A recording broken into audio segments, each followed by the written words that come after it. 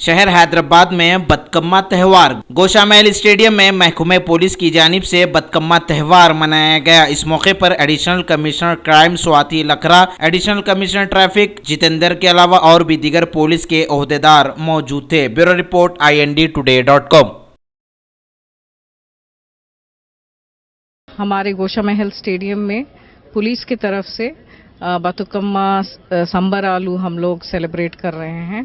इसमें हमारी police department की सभी महिलाएं, ऑफिसर्स, उनके फैमिलीज के साथ आके यहाँ पर डांस करने का हम लोग प्रोग्राम बनाए हैं और सभी लोग अच्छी तरह से कलरफुल ड्रेसेस पहन के और सेलिब्रेट करने के लिए आए हैं। हमें बहुत खुशी है कि सब लोग इसमें पार्टिसिपेट कर रहे हैं।